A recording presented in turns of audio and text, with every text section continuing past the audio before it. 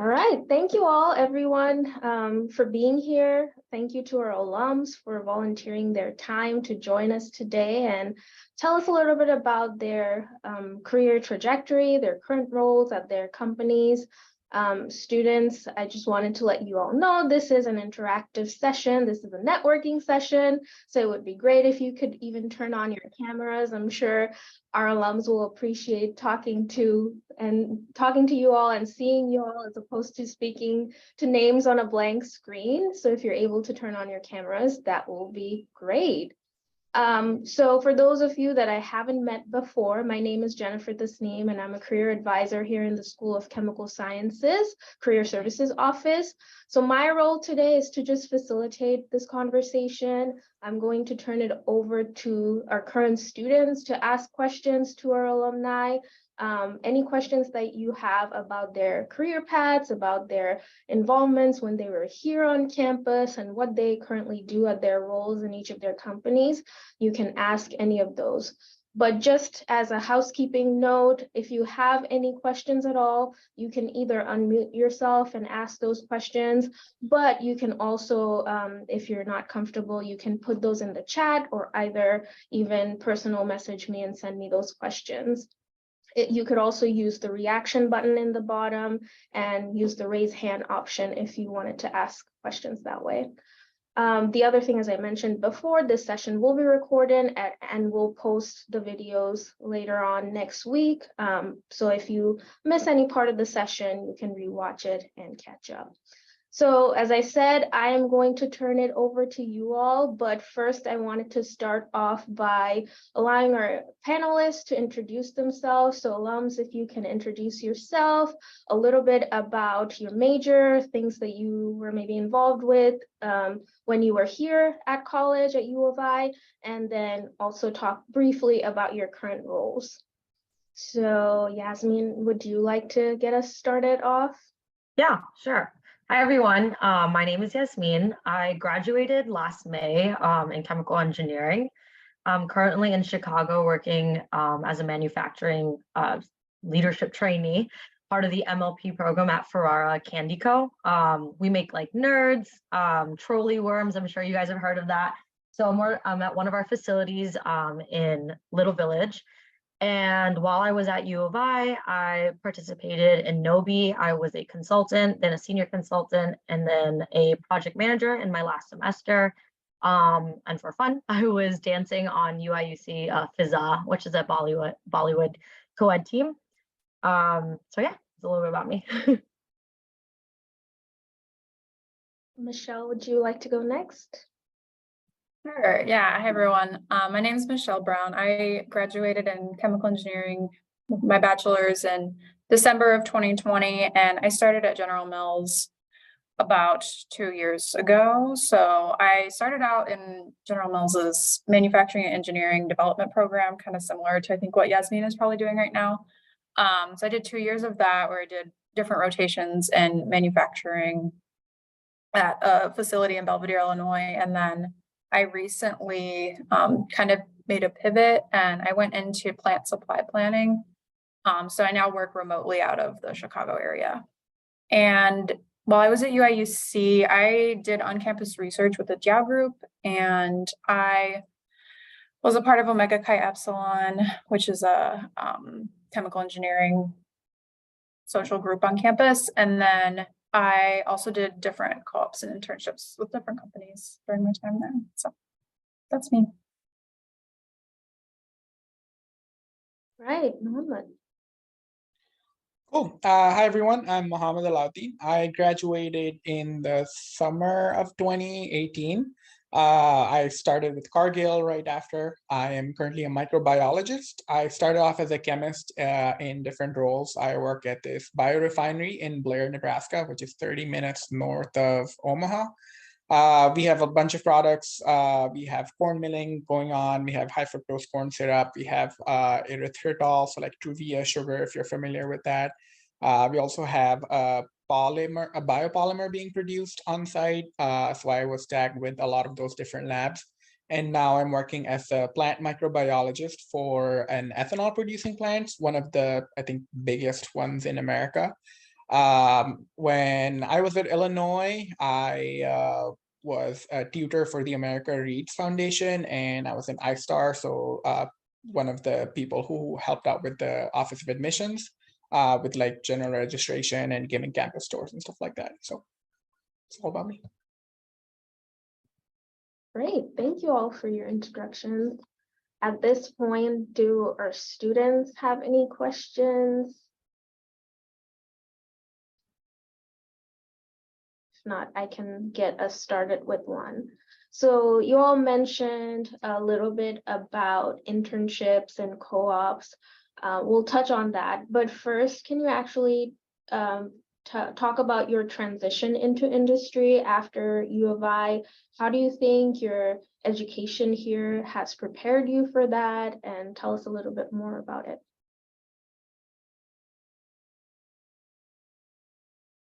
Who wants to start off? I can start.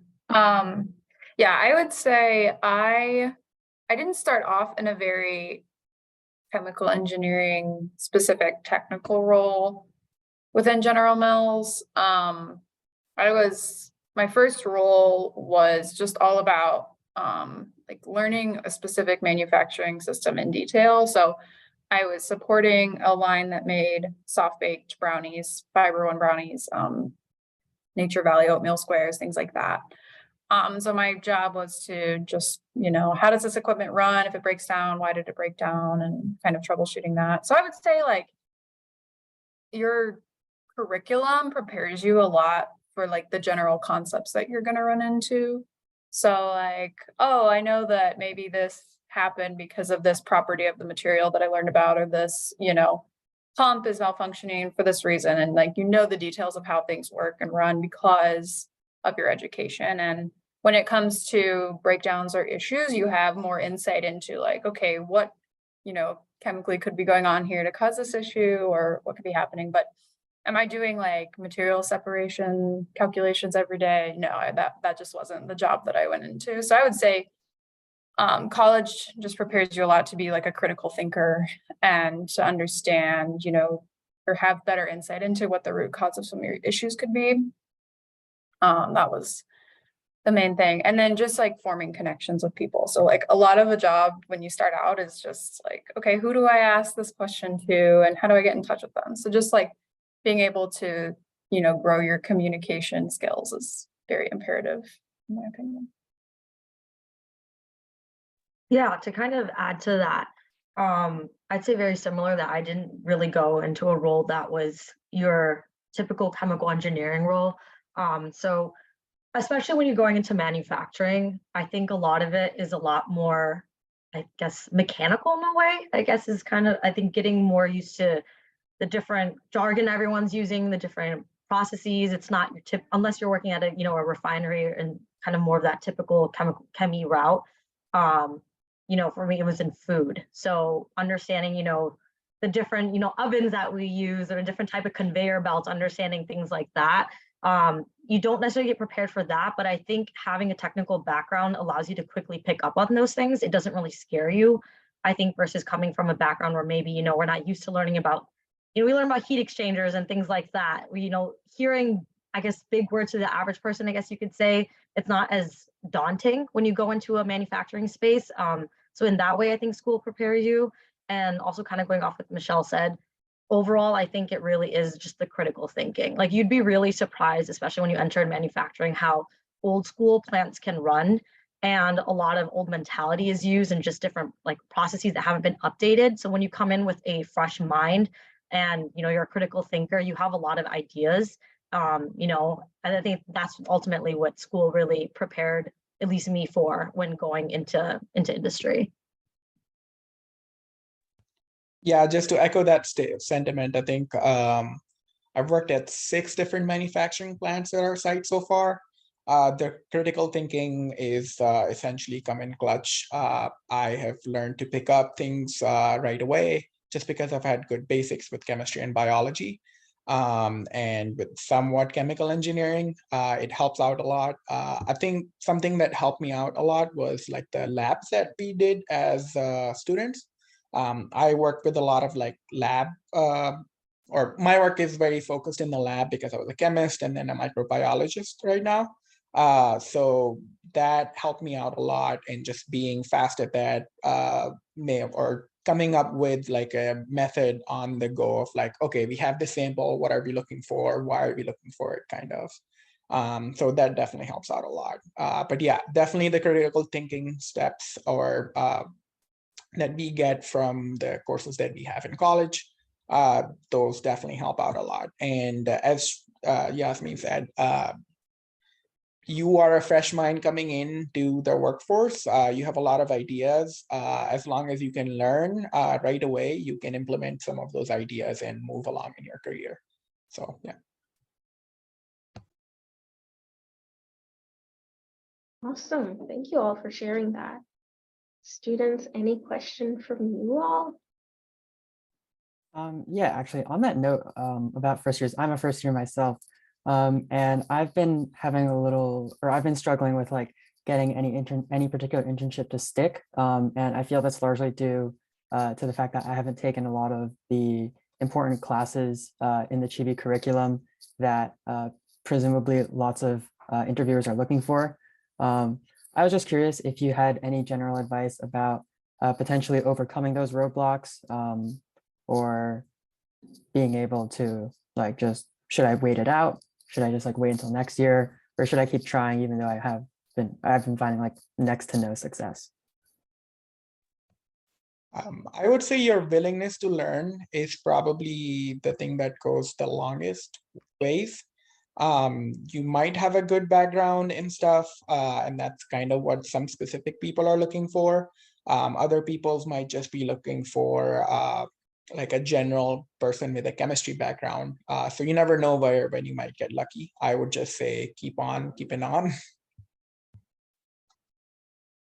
Yeah, I would actually say the biggest thing I learned from just interviewing, especially for an internship, because I had a rough time also trying to find one, was it really came down to figuring out creative ways how to sell yourself. So when it was coming to get my first internship, I didn't have an internship previous to that, right? And so I was part of a dance team, right? You would think, oh, like, how is that going to get you a job, especially in the STEM space? But I really figured out, think of specific instances and where you showed leadership, where you were critically thinking, especially when I say once you kind of land that interview, that's really the first step. Once you land that interview, honestly, I would say when it comes to internships, they're not really going to ask you as many technical questions, at least my experience, they didn't. It was a lot more behavioral and kind of situational. So I just to kind of give an example, I kind of like to bring this one up because it was kind of random. I had an interview. This one was for a job, but they were talking about a time I had to come up with a creative solution to a problem. And I honestly could not think of anything that was work related.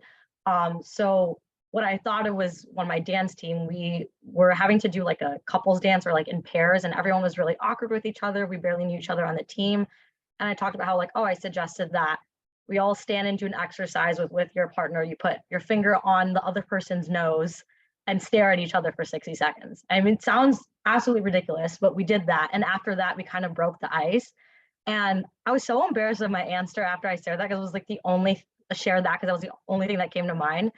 But the interviewer by chance was like, that's so funny. I did something, something really similar or whatever in the workspace, to break the ice with a specific coworker. And he really loved that answer. Obviously, I don't think that answer was the only thing that kind of helped me kind of get the role, but I ended up actually getting an offer. Didn't end up taking it, but that it was things like that. You get really I really delve into all your experiences in class, projects that you've done. I think that's a huge one, is talking about project experience when you've worked with your peers around you. Did you run into issues with them? How did you go about it? So I think kind of writing out a list of everything you've done. Even on my resume, I include projects that I worked on while I was at school, and think about your time while you were doing it and the challenges that you overcome. So that kind of helps you beef up how you'll be prepared for interviews and really how to sell yourself, even if you might not have the technical background that you would think you would need at that point in school to get an internship or job. Yeah, one other thing I'll add is some companies just have very specific criteria for who they're looking for. So like you could talk to a recruiter and feel like you really connected with them, and they may just not be hiring, you know, whether it's freshmen or whoever it may be. So like, one, don't take it personally if you feel like you connected with someone really well and then didn't end up getting an offer, because as someone who did recruiting last year, like we really remember people. Like if you have a very, you know, compelling connection with someone, like if you come back, you know, the next semester, the next year, like they likely will remember you and be like, oh my gosh, they talked to me, they're still interested, they came back, that's awesome. And maybe that next year you will be, you know, one of the people that they're looking to hire. And so like definitely it's totally okay to follow up with people or ask, you know, what you can do to improve your resume in between now and the next time they're hiring so that you can be better prepared then. And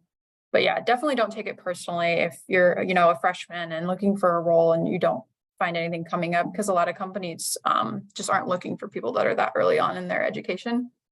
And the second thing I'll say that's really similar to what Yasmin said is like, don't discount like any of the experiences that you've had so far, right? So like, we know when you're, you know, a freshman in college, you're not going to have a very, you know, similar internship to what you're probably applying for. So like, if you've worked, you know, on campus jobs, like if you've been a caretaker for someone, like if you can really utilize any of those experiences as like good information to talk to a recruiter about or to put on your resume. And a plug for Patricia and Jennifer, like they're really good at helping you out with like formulating those ideas into a resume. So definitely get with them if you need help doing that. But like, don't think just because you don't have experience in a chemistry focused role or a chemical engineering focused role that it's not something you can talk to a recruiter about, because you totally can. Honestly, I feel like some of those personal stories are like the things I remember more than anything else when I talk to candidates. So. I actually think I might be having like sort of like the opposite issue.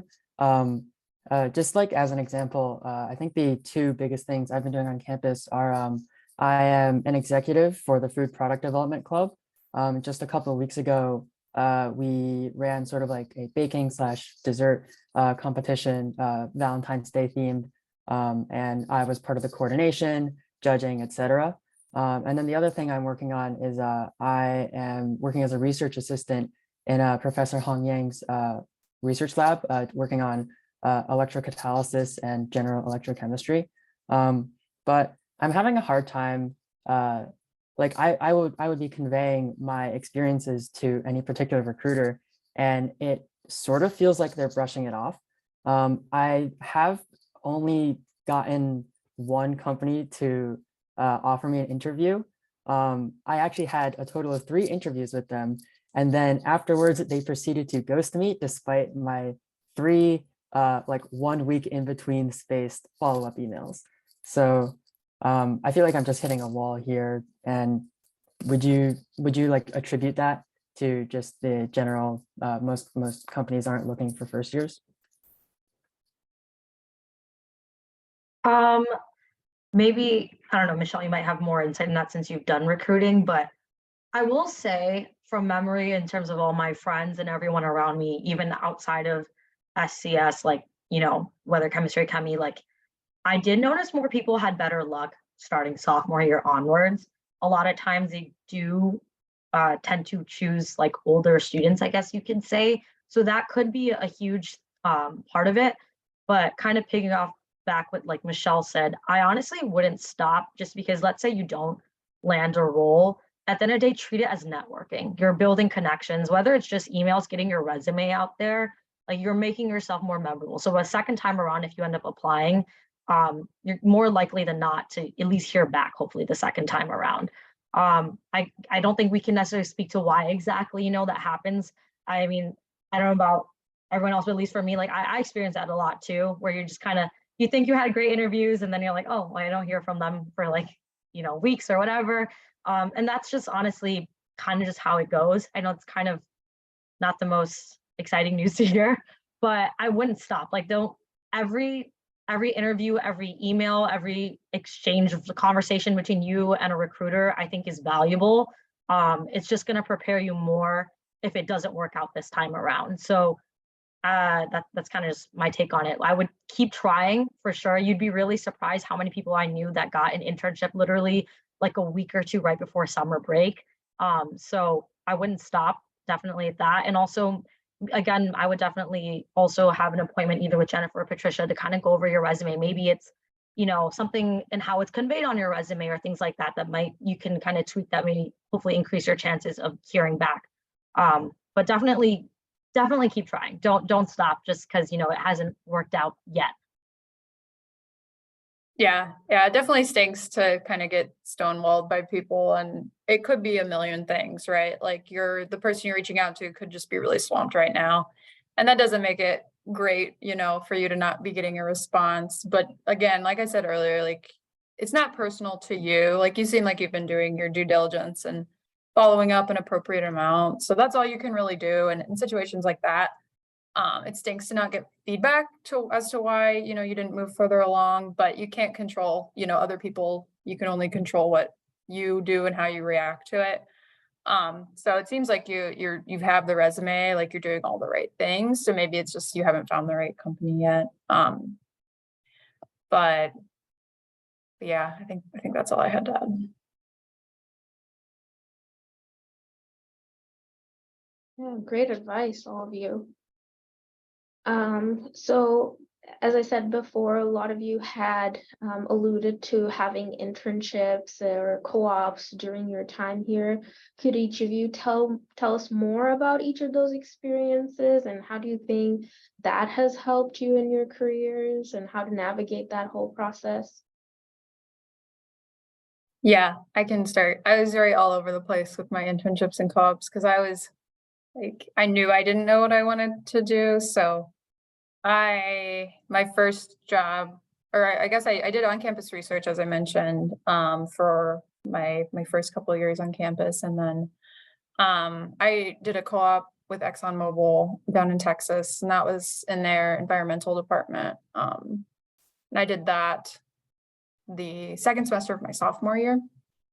And then the summer after my sophomore year, I did kind of similar to what I actually ended up doing full-time, which was I did a manufacturing and engineering internship with General Mills down in Tennessee. So that gave me basically like a really short preview of what I ended up doing full-time. And then I ended up deciding to not go back to either of those companies because I still didn't really feel like I'd seen it all and wanted to try something else since I still had a couple of years left. And the co-op had pushed me back to where I was graduating a semester late. So I had all these summers left and I wanted to make sure I tried as many different things as possible. So I ended up doing a project engineering internship with 3M after my junior year. And then my senior year summer, it was when COVID happened. And so I actually got my internship canceled on me. And so I didn't do anything that summer and kind of came into the fall with no offers or anything. So I did like a fresh round of recruiting and then ended up at General Mills, obviously. So that was kind of my path. So I really wanted to internships are so low commitment. They're, 2 months for a summer internship or, 4 to, I think they go as long as 10 months for co-ops. But in terms of the rest of your life, you're never going to have that time where you're just committed to that short of a role. So do utilize that to really try to figure out what you're interested in, and don't feel like if you do an internship with a company and like them, but want to try something else, don't feel like you've burned that bridge with that company, because usually they're going to understand, that you are still a student, are still trying to have different things and would love to have you back in the future. And that's exactly what I ended up doing with General Mills, and they were nothing but kind about it. And they were super excited when I ended up coming back eventually. And so definitely, use the time. If you feel like you want to try out a couple different things, please do, because you're never going to get that chance again after you graduate. So that would be my advice on that.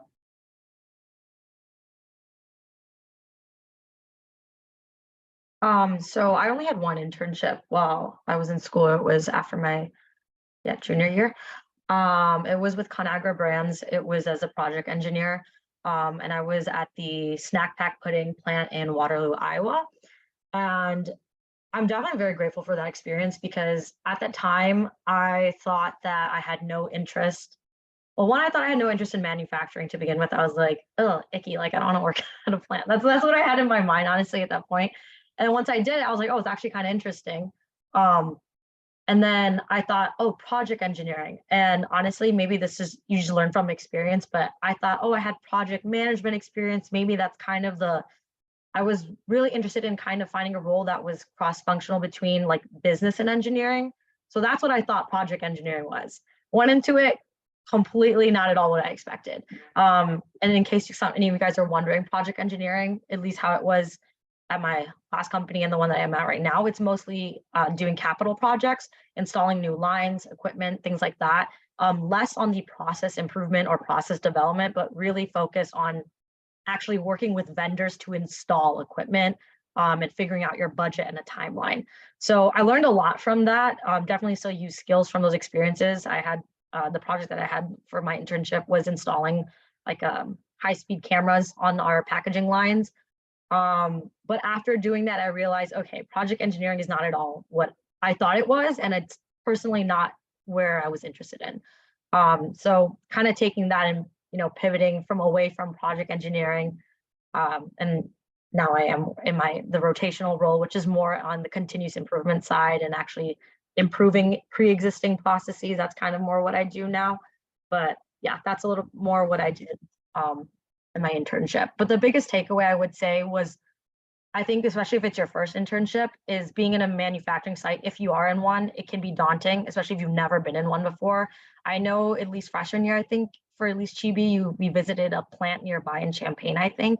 But actually spending a summer in one, I think the biggest thing you'll learn from it is learning how to break down an entire plant.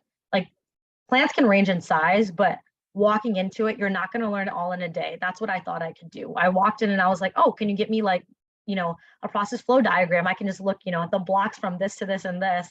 And next thing you know, I'm like, oh, that's not at all what it looks like. There's like a million times more detail and intricacies into that.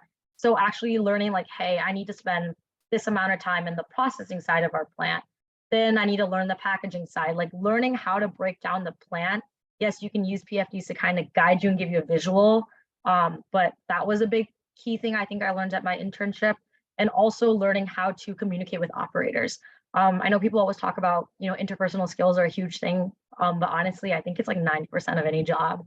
I don't know if any of you guys disagree, but at least I feel like learning how to communicate with people is a huge thing, especially with operators, because not everyone is coming from the same experiences as you, same level of education as you.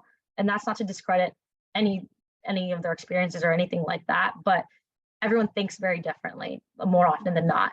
And learning how to kind of convey your ideas to people who have been working at a facility for 20 plus years. A lot of the operators I was with have been working there literally since they were like 21, and now they were like in their 50s. And so to them, they're like, oh, I know this place, like the back of my hand. And when I would come in with these questions or ideas, sometimes people can be a little, I guess, abrasive about it and not as open to ideas. So I think one huge takeaway, I guess, with the first internship or any job experience is learning how to navigate that, and finding kind of where you fit in with the people who already been there, especially if you're only there for a brief amount of time, kind of showing that you're not here just to kind of get in your experience and get out. You have to show up in a way that you actually care and you're here to do better. Because I definitely noticed that some of the operators and just engineers that were at my facility during my internship were a little apprehensive about interns, just because they had a couple experiences where people kind of came in with the attitude that they knew everything, because they were, college grad, all this, or, still getting their degree, and they thought they knew better. And after that, you're not going to get anything done with your project. Like, you want to be able to build relationships, because at the end of the day, to execute any of those projects, you're going to need those people's buy-in and support. So definitely while you're there, spend time building those relationships and learning how to communicate and work with people. And honestly, like, that experience will be so valuable whether you stay with that company or go somewhere completely different.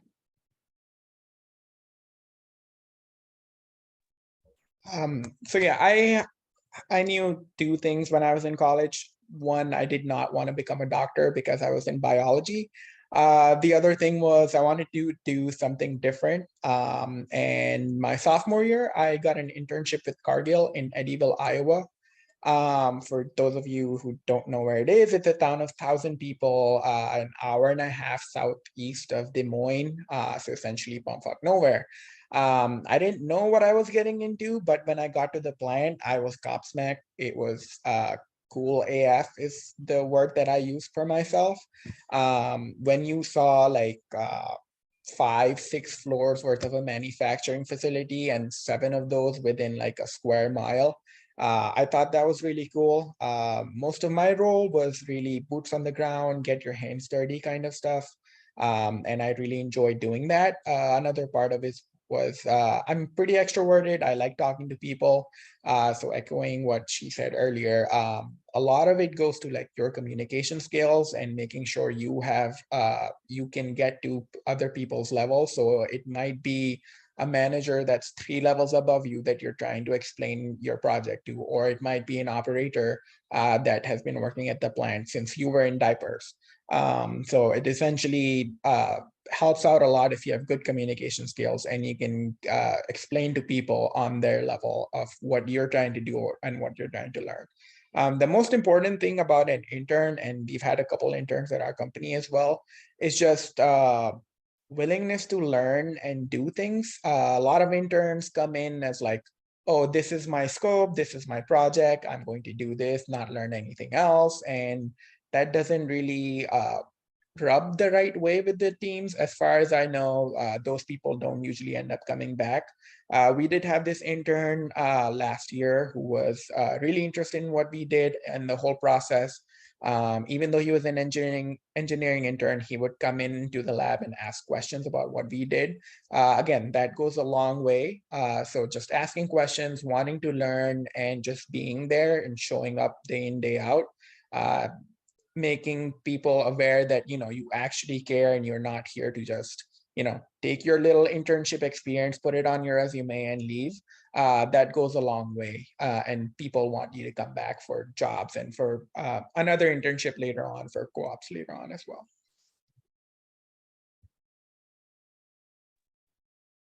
Awesome. Students, any questions from you all?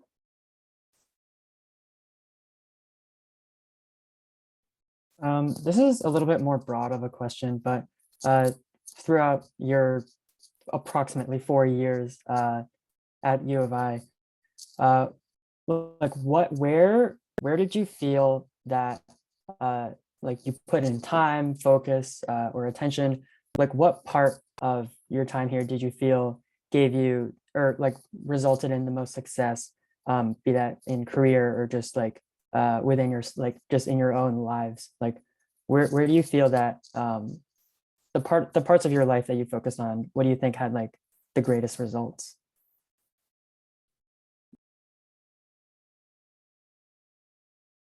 I would say it was my senior design project.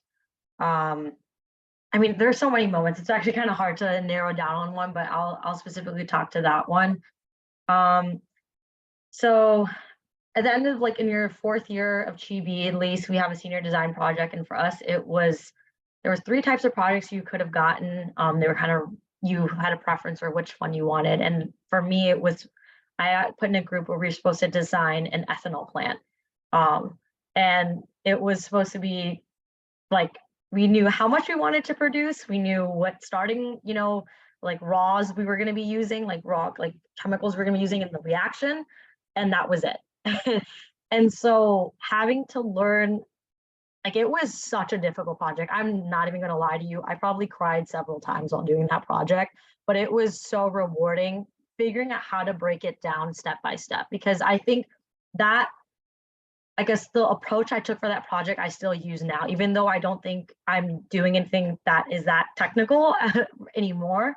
But starting off with, what's that basic reaction? Okay, what are the key types of pieces of equipment that help you achieve that result? Okay, now you have to do further research on what typical temperature does that run at. What else do we, like just little things like that.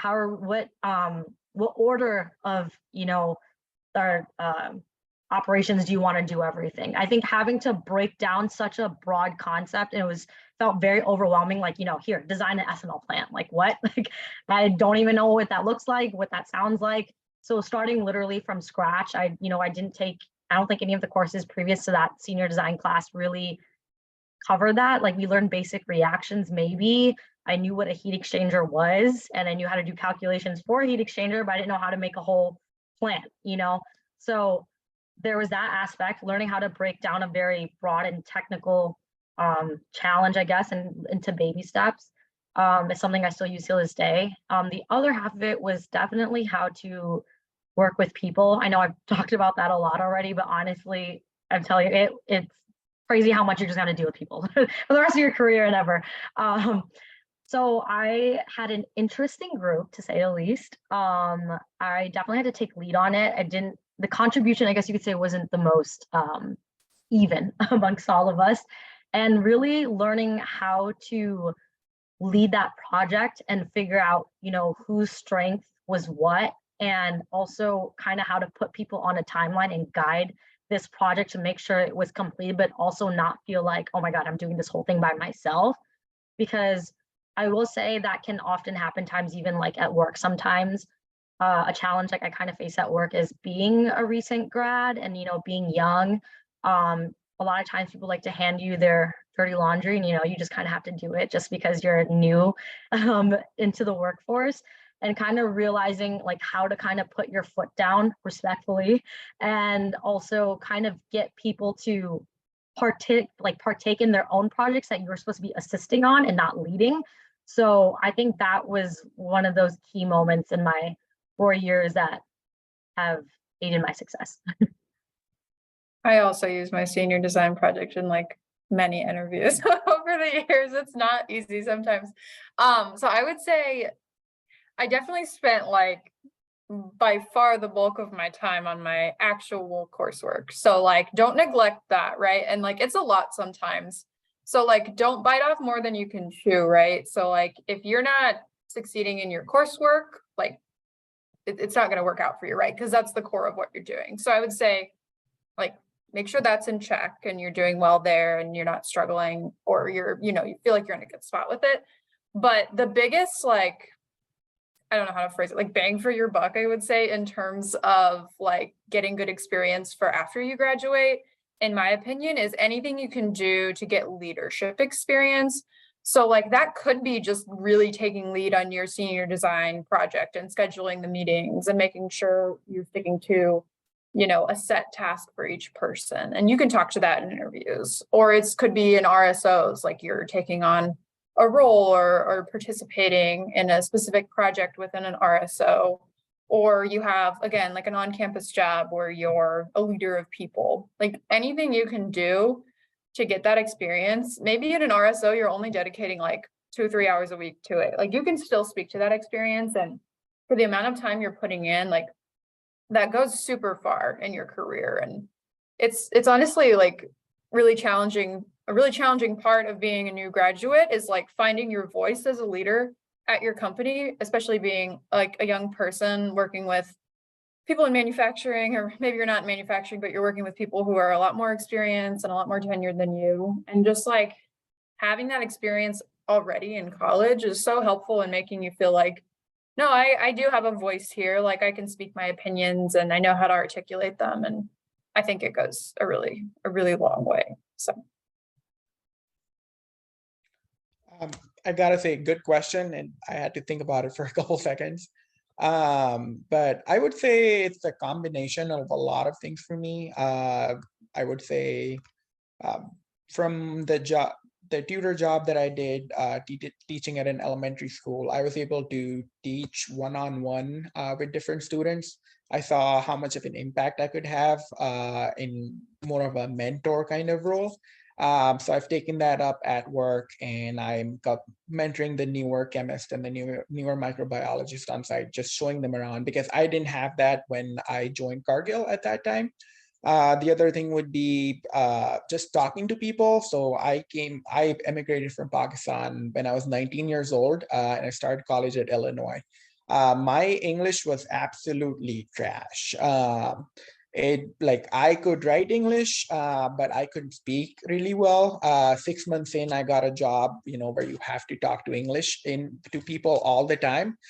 So that kind of brushed up on my conversation skills, and just I bloomed out of my bud, if you will, into a flower. I don't know the analogy for it, but essentially I was able to realize, yep, I'm pretty extroverted. I like talking to people. I know how to talk to different types of people. And again, going back to the communication piece of it, it helped out a lot, because now you can understand where people are coming from, what their ideas and views are about different things, and what kind of approach you should take in making sure that they're on board with what you're trying to do or not. So yeah, it's kind of my experience.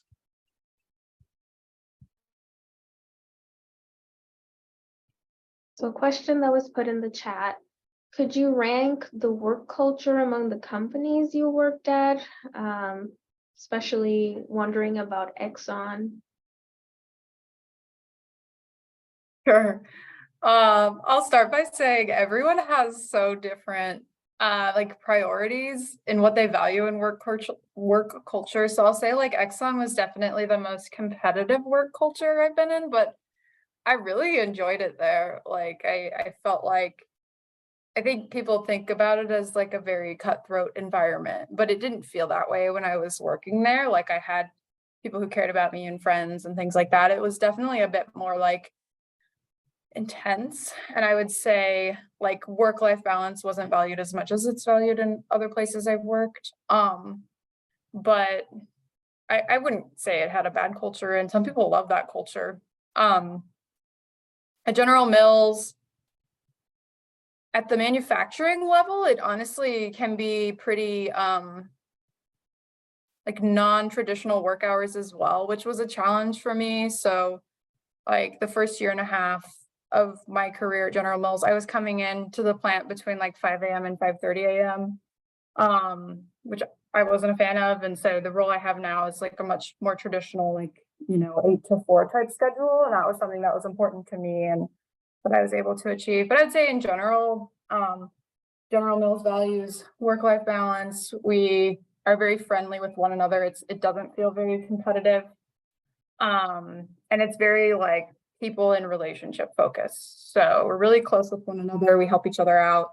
We're all a team. We're not working against one another. And then at 3M, I don't know, I guess maybe a little bit between the General Mills and Exxon descriptions that I gave. I wouldn't call it like an intense culture at all. It's a bit more technical there, I would say. So like the conversations that you're having with people are a bit more like technical focused, but that could have also just been the role that I was specifically doing there. But at all 3 places, I have people that I still, follow up with and still connected with and still really care about. So like, I would say any of those places are great places to work, and you're going to find some really, really good people that work there. So I'm not going to rank them.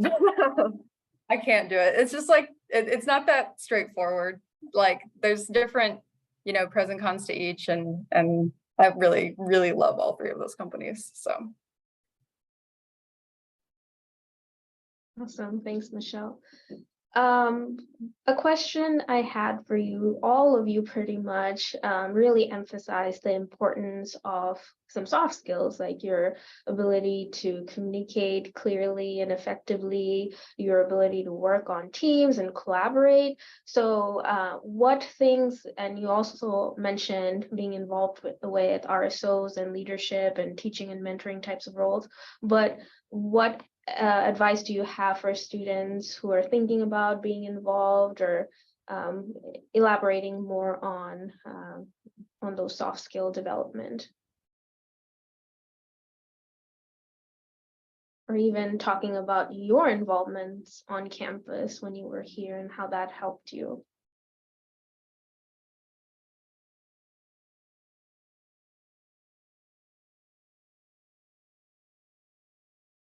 Sure. Soft skills is an interesting one because it's like you don't even really have to, like go out of your way and like be a part of a specific organization to work on your soft skills. Like maybe that's just like in your group projects, or if you're like working on homework with someone and trying to like teach them, or being a tutor, you know, like someone mentioned.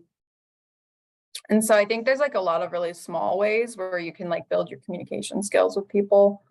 But I would say like getting in as involved as you can, where you're like working with other people outside of just your like, you know, I'm gonna do my homework and lock myself in a room for a few hours type work.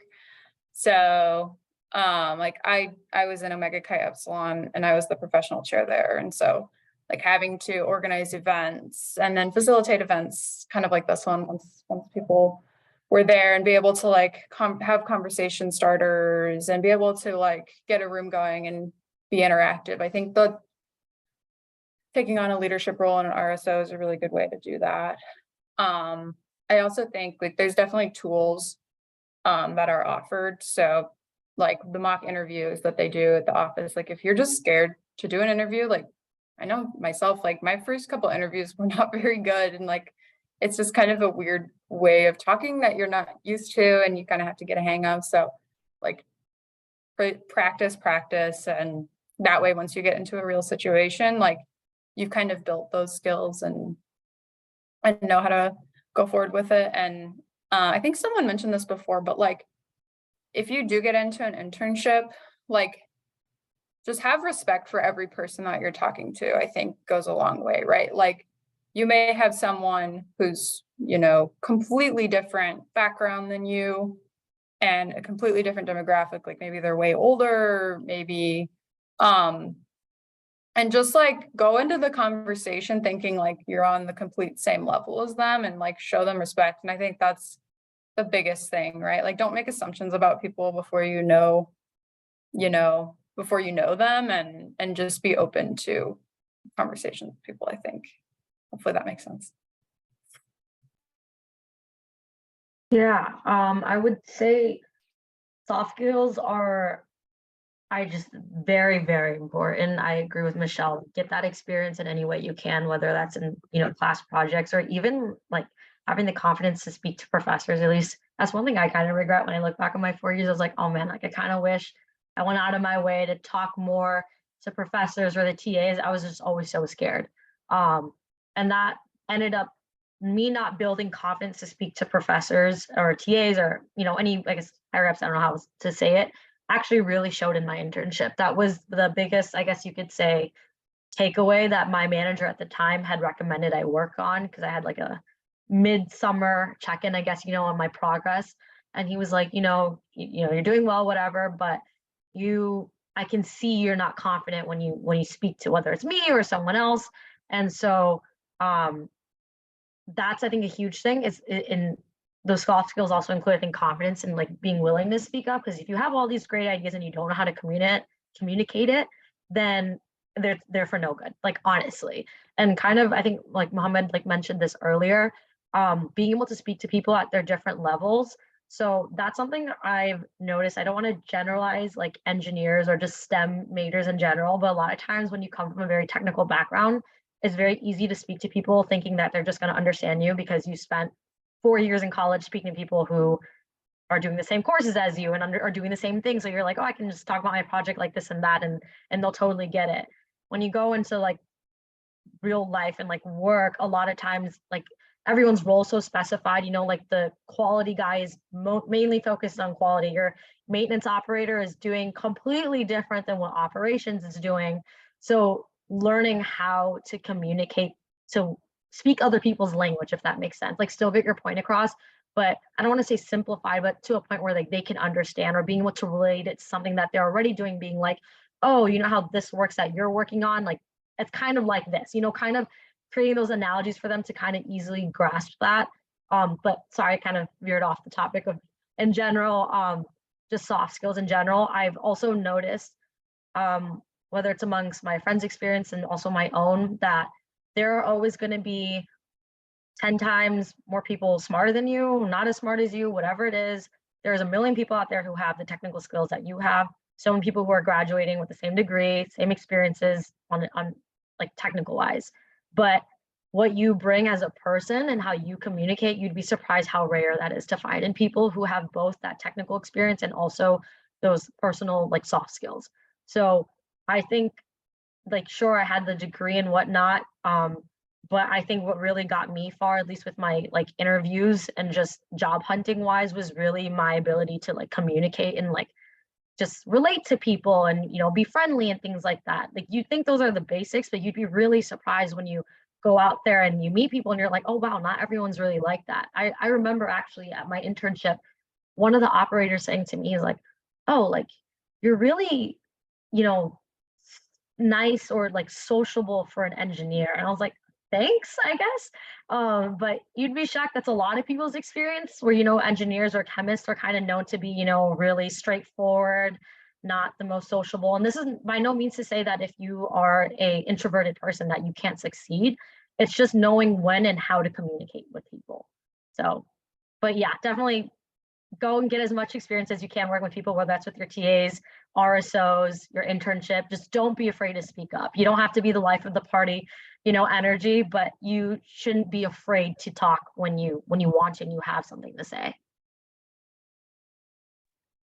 Agreed. Yeah, I think being able to communicate to a wide variety of people is probably the most important things. I'm still learning how to do that. We had a bunch of commercial people come on site. My first experience with them was just explaining a lot of detail and what was going on. After my first experience, my manager coached me. He's like, they don't really care about all the technical details. If you want to give them a higher level summary of what's going on, that's going to go a long way and your name is going to be remembered amongst their group as well. So from that perspective, I will say you're on the biggest university campus in the state of Illinois. There are 45,000-ish students at Illinois. There's a bunch of thousands of professors. There's just a wide range of people.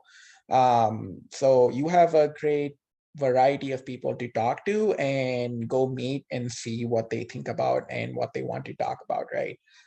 So that's probably where your learning experience comes from, in my opinion. Go out of your comfort zone. I understand it's hard because again, I'm extroverted, so I might be able to sympathize, but I know a lot of introverts don't like to step out of their comfort zone and want to go talk to people. That's completely understandable. And as she said, you don't have to be like the life of the party energy. If you like one-on-one conversations, people prefer that as well. If you want to be an extrovert in the middle, like speaking up in the middle of 10 people, you do that too. Just find what you're good at and keep doing it and keep doing different things and just build on that experience of just doing a wide range of things. And as Yasmin said as well, you should be as personable as you can be, because on paper, everybody graduating from the University of Illinois has, that degree. Your experience and your individual personality goes a long way for an interviewer, right? If I'm interviewing 5 people from the University of Illinois with a chemical engineering degree, what stands out to me is the individual personalities and if I want them to be part of my team or not. That goes a long way. Great advice, everyone. Yeah, as much as I would like to tell the students, as much as you not be enjoying your, cross-curriculum design projects or working with your lab mates, that experience can still amount to a lot during your interviews and during your job search or internship search. So yeah. What other questions do we have from students?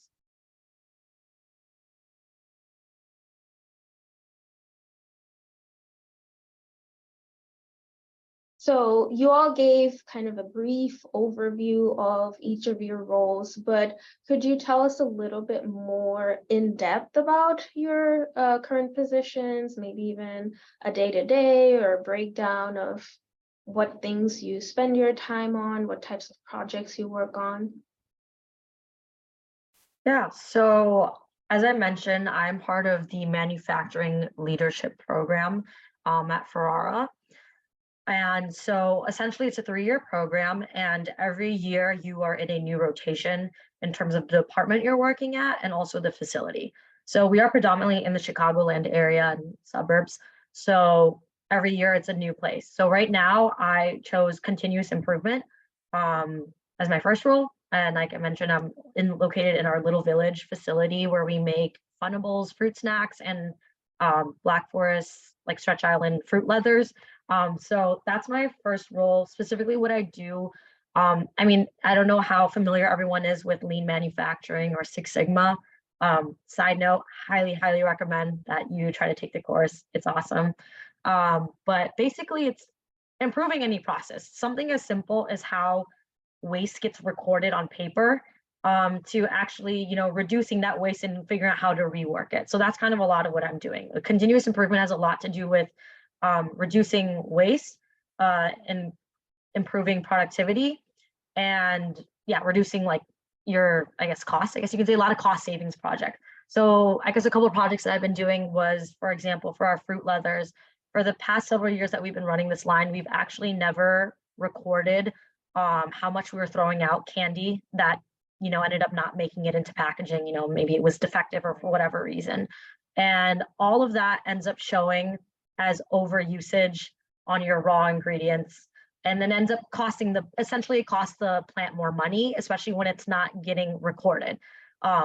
So I developed a process on, you know, the operators having to record that and weigh the amount of candy that we were throwing out at every hour, and at the end of the shift, that coming back to our inventory specialist. And we were able to reduce our variance by like a couple $1,000s a month.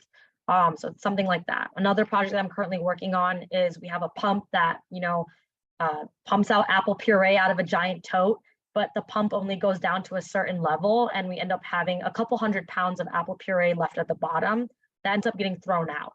So right now I'm kind of in the middle of it, of trying to figure out either a new way to design the pump or a different type of tote to prevent us from throwing all that out, because that's hundreds and hundreds, or I guess thousands and thousands of dollars over time.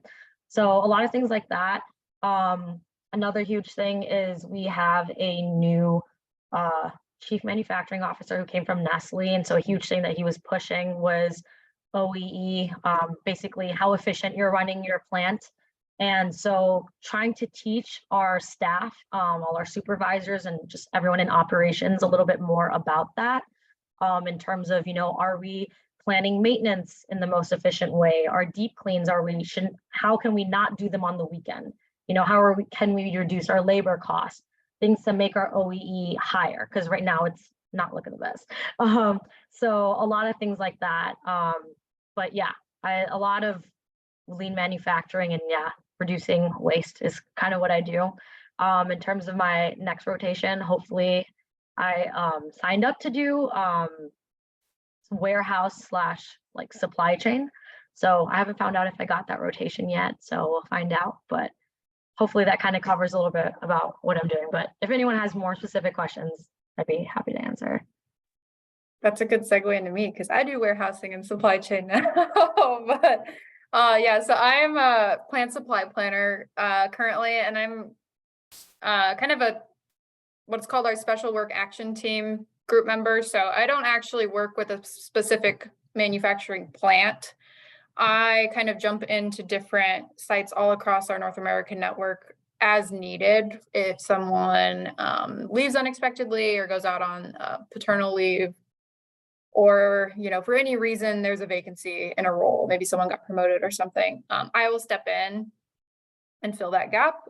I will also work on process improvement. So since I work with so many different sites and so many different people, I have more of an idea of like what best standard work looks like. And so I kind of try to make improvements to all the desks that I sit in as I'm in them. But day to day, my main responsibilities are scheduling production on the production lines that I'm covering and making sure we have the materials to run those products. So currently I'm supporting a site that produces Totino's pizza rolls and Totino's pizzas. So I need to say on line 1, I'm going to be running triple pepperoni pizza on this day. And I have the crust, I have the sauce, I have the spices, I have the meat, the cheese to run that product. And so it seems simple, but it can be super complicated, right? So like, what if I schedule to run cheese pizza on Monday, but on Sunday, the line has 7 hours of downtime, and so everything gets pushed back. Or what if I run really well on Sunday and I produce twice as much as I thought I was going to, but now I've run out of, pepperoni because I didn't expect to run it out that quickly. And so it's a lot of like adjusting based on production, based on how we're selling the product, right? So like if I want to make 1 million pounds of pepperoni pizza 1 month, and then Walmart comes to me and says, we actually don't want to buy this as much anymore, can you kind of cut back and not ship us as much? Then we have to react at the plant level to push that production and make sure we're managing our inventory. And so what I like about this role is I work with people all across the business and all across supply chain. So people who are talking to, like I said, the Walmart, Target, those places, and saying like, this is how much they're going to commit to buying this year.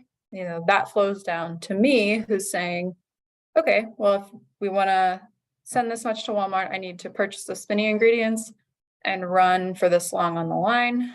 And then that's then going down to the people who are actually shipping the product out to those places. And so it reaches a lot of different people, and I work with a lot of different groups, which I really enjoy about the role.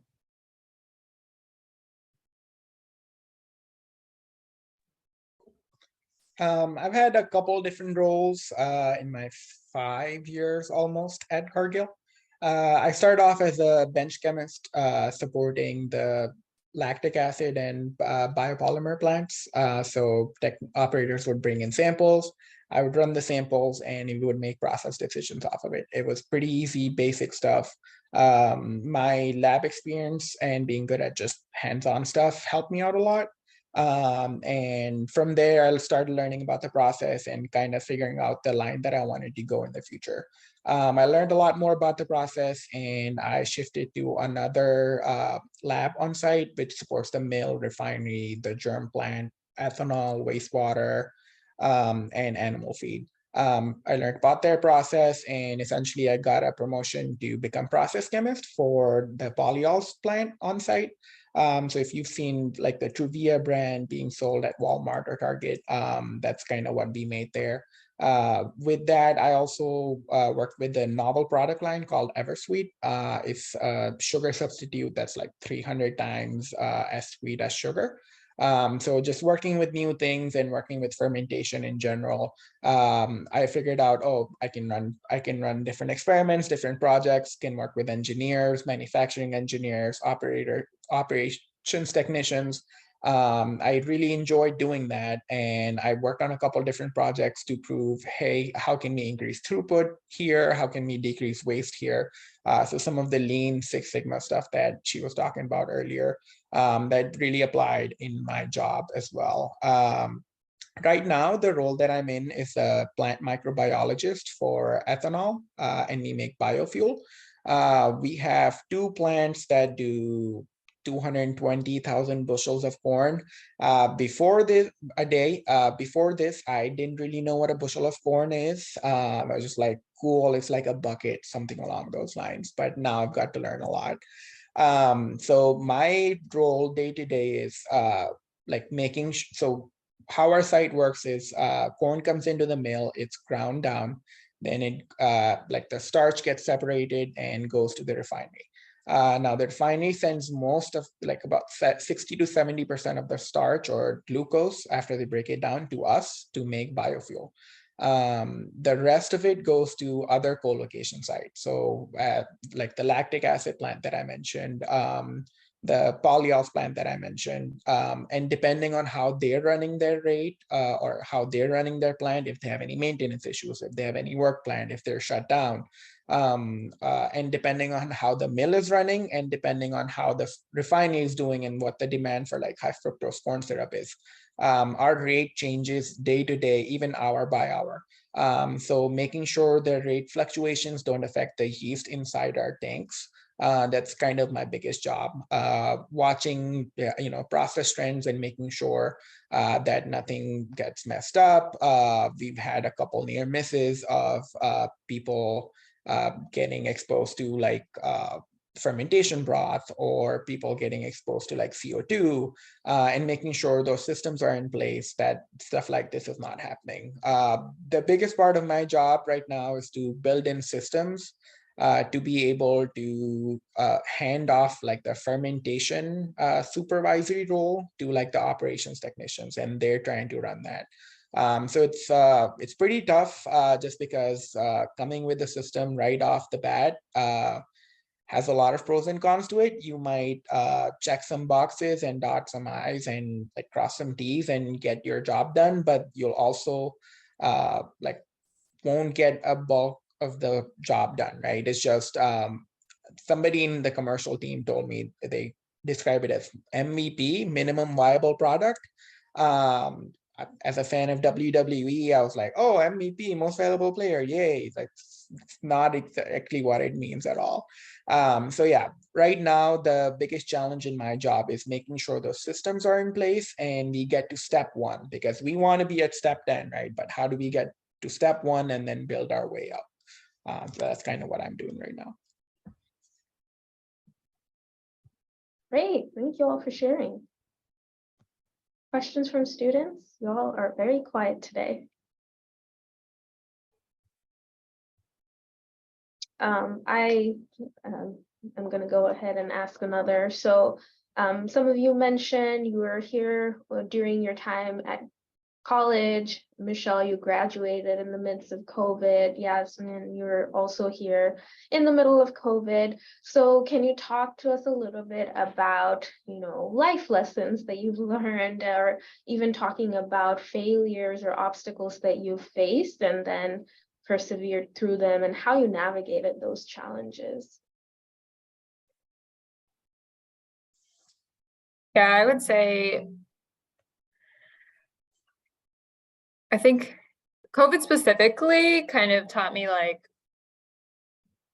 it's okay for things to like not go as you expected, and it'll work out eventually, right? So like I know someone was mentioning earlier, like not being able to find an internship when they were really hoping to, like just know that you've got so much time left. Like even if you're a senior that's graduating this semester, you haven't quite figured out what you want to do, like that's okay. I know people who graduated and didn't get a job until like, summer after they graduated, and they're doing just as fine as I am right now, who had it all planned out beforehand and it got turned around by COVID anyway, right? So like just accept like flexibility and things, and like if you have everything planned out, it's likely not going to go the way you thought it was anyway. And so just like be okay with that, like just be fine with that. And one other like piece of advice I'll give is like actively think about like what's important to you when you're choosing what you do, right? Because I think different people have different priorities. And so like for me, like I really cared about the location that I worked at after I graduated, because like my family is in Illinois and my mom like was sick at the time and I really wanted to be close to her. And I hadn't really thought about that until it like hit me all at once the semester that I was graduating. So like I had done internships all over the place and was like, I'll just move wherever my job wants me to move. And then when I was faced with the decision, I was like, oh gosh, like that's really not true. Like I actually do want to be, close to home, and I care about that a lot. And so like start thinking about those things. You don't have to know or, like have that clear of an idea, but just kind of keep that in mind as you're going through. Like you might want to prioritize like your dream job, or you might want to prioritize a location, or you might want to prioritize like, hey, I've got some, student loan debt to pay off. I just need to make as much money as possible for the first few years and get through that way. So like whatever that most important thing to you is, that's okay. But just like kind of know that going into your job search and like actively think about that. Yeah, kind of adding to that sentiment, like I think that was really well said. But to add to that, I would say kind of turning a bad situation and making the most out of it. I know that sounds so basic, but like honestly, I think COVID taught, I think a lot of us that, but particularly with school, yeah, struggling whether it was to find a job or an internship. And personally, I didn't see myself actually going into food. I'm happy to say I do actually love it. But this was actually not my first choice industry. I wanted to end up in the personal care industry, specifically like cosmetics or something like that. And that ended up not working out, at least for the time being. And so I think just in general with school, how, getting taken off campus all of a sudden, I thought at first I remember staying at my apartment with my friends thinking, we'll just wait it out. U of I is going to have us come back on campus in a week or two. And we sat there for like 2 weeks and we're like, oh, we're not coming back, are we? So anyways, just in general, being able to kind of roll with the punches and make the best of what you have, I think was the overarching theme, especially going through with COVID. The second biggest lesson I think I learned was definitely being accountable for myself. Probably should have learned that even before COVID happened, but it definitely forced me to, especially because with in-person classes, you're like, oh, I have to go, I have to show my face. And then when COVID happened, everything was online. It was so easy to just not be there for class or, kind of not be paying attention because the TV's on right here and here's lecture, whatever, I'll catch up. They're posting everything right now. All the notes will be up there anyway. So I remember initially, I'm not proud to say it, but it was what happened, trying to kind of, I don't know, for lack of better words, BS my way through it a little bit. I thought I'll be okay. And then after I realized that, I realized how much content I was missing out on or just, not grasping, information as well as I should have or as quickly as I should have if I was paying attention the first time. So just in general from that, I think being accountable for myself, like no one's going to hold your hand and kind of force you to go to class, whether it's online or in person.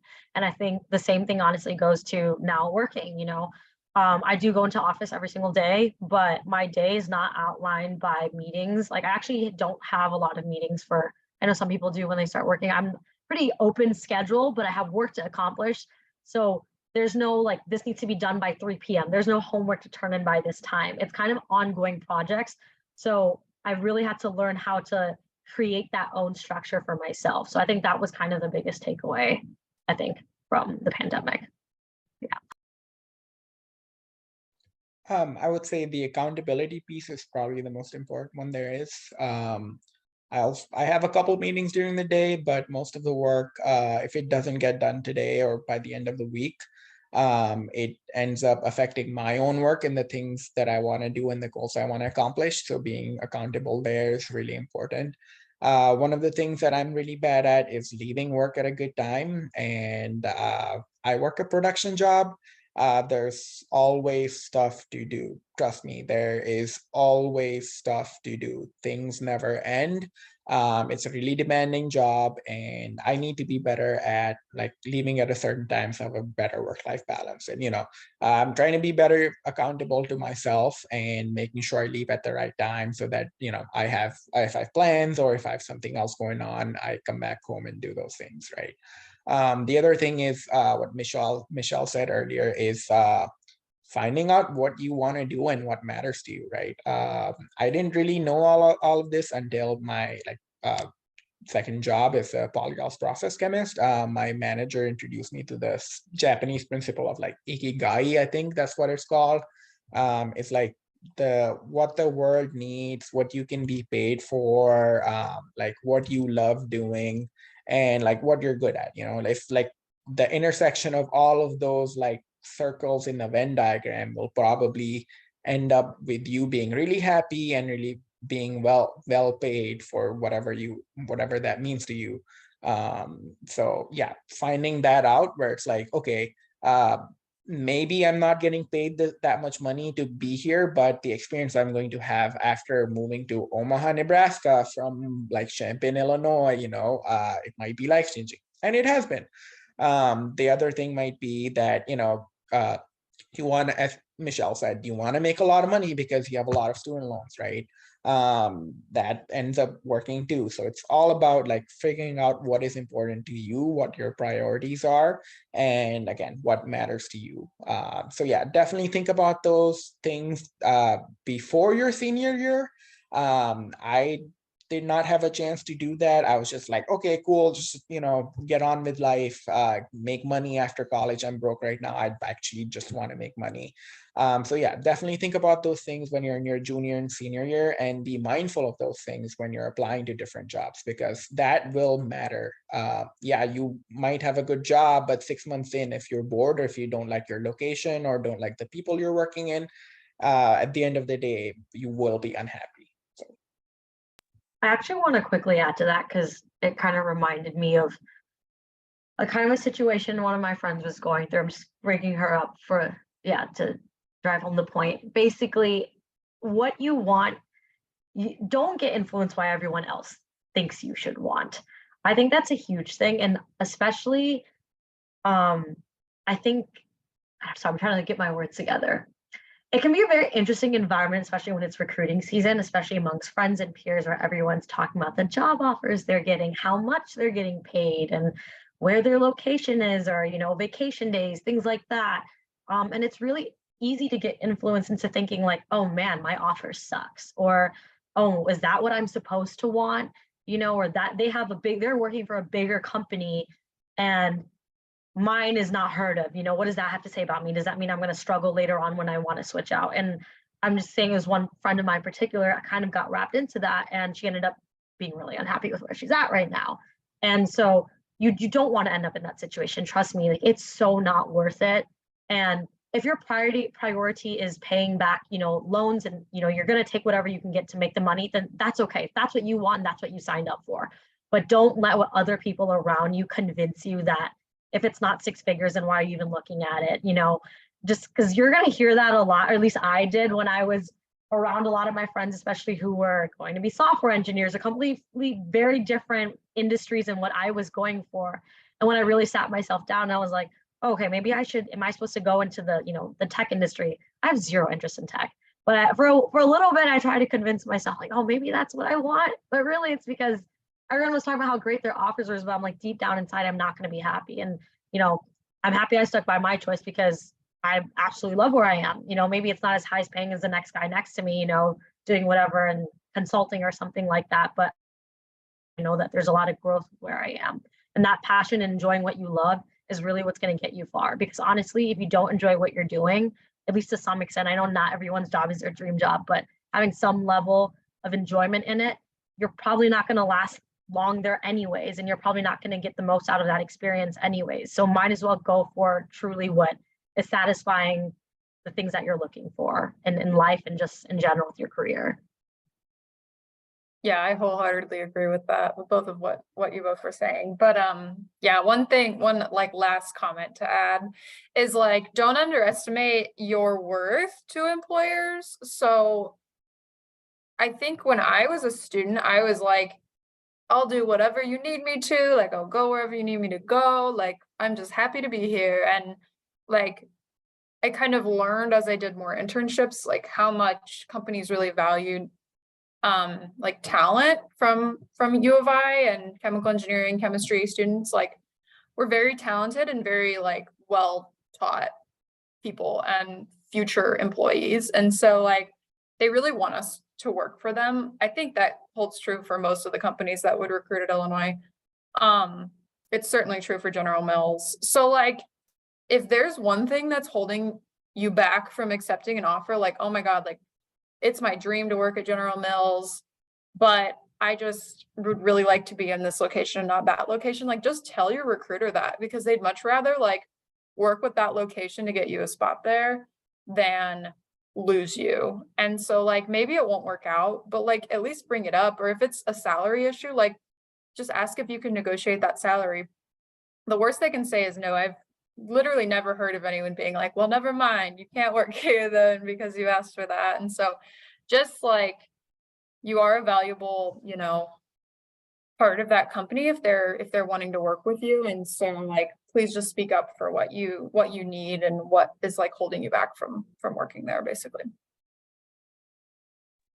Awesome. That's great advice. And kind of like you said, Michelle, as much as you are interested in a company, the companies are also interested in you. So knowing that and also determining what your values are, whether that's location, salary, or the type of job, so important in your job search and your career throughout. All right, we have 10 minutes left for our session today. Any final questions from our students?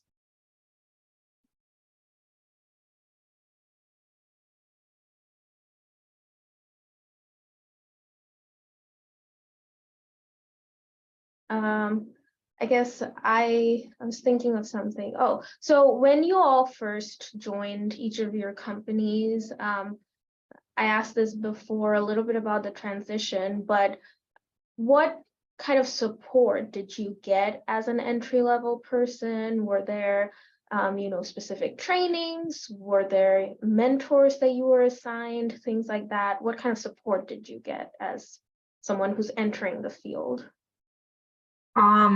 I'd say I got really lucky with the support. At both my internship and my current job, I was actually assigned a mentor. And that mentor I got from my internship, I actually stayed in contact with her, even though I didn't choose to move forward with that company. And she was, suggesting me, she had contacts herself, like trying to help me find another job because, she knew that role that still staying at that company wasn't for me, but I had built a relationship with her. So I had that help from and guidance from her. Currently now at my role, we have 2 programs at Ferrara. It's like your Ferrara friend and your mentor. So your Ferrara friend is just someone you get to connect with who's in another function within the company. On the other hand, it's an actual mentor. And she has really, really helped me, honestly, with this whole transition. Even just things like, so for my program, we change every year and you're supposed to put in a preference. But obviously there are 10 other people who are also in the same program who might want the same spot as you. And so if you want preference over them, it's kind of learning how to, how do you beat people to the punch, or also just building your network. And I would know what to do about it. I would just kind of tell her like, oh, these are my goals. I don't really know what to do working towards it. I just started out working. And she was really encouraging about, hey, like write an email to this person. This is the right person to contact. Hey, send me a draft of your email before you send it. I can, give you some tips on what to bring up or whatever. She definitely really guided me in that transition and just how to kind of approach especially other managers, because she herself was a manager. But just in general, kind of going off topic here, but I highly, highly recommend in any way you can, if there is a mentor program at your job, to sign up for it. I think it's super valuable.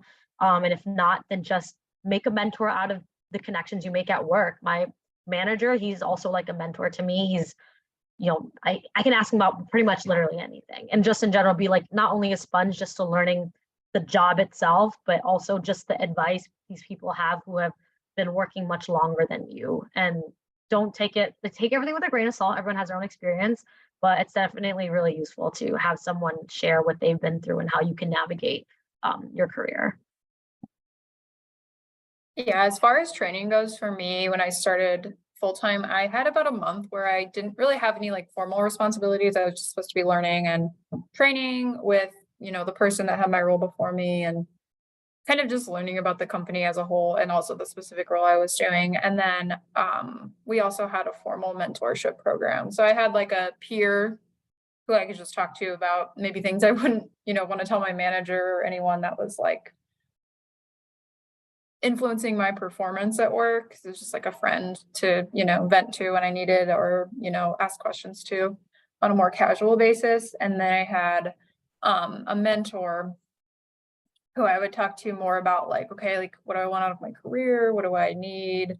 I'm having this specific issue with this problem. Can you, help me kind of maybe ideate how to fix it? And it was like not a formal relationship by any means, but a little bit more like, my mentor was much more tenured than me. So she was speaking with like experience from past roles and things like that. So she had a little bit more of like an educated guidance for me. And then honestly, like my relationships with my managers at General Mills have always been like very comfortable. Like I don't, come to them with my random problems day to day, but I always feel comfortable telling them when I'm having an issue or struggling with something. So that's also a resource that I can use. I don't feel like I can't tell my manager when something's going wrong. The biggest change was for me was working at a manufacturing facility. There's a lot of dangerous things going on, really hot material flowing through pipes, and just a really high chance of getting injured. There was a whole week of safety training that we had to go through, and just meeting different people, meeting different managers, having lunch with your manager on your first day, all those things, and just having a mentor program. I was highly recommended to start that mentor program. I didn't choose to do so because I didn't know anybody in Cargill. I just made mentors out of the different coworkers and managers that I ended up working with. But yeah, I would highly recommend something like that if the company that you apply to has stuff like that. So Awesome. Looks like we lost Yasmin, but thank you all so much for your advice, for all the information that you shared. Oh, she's back.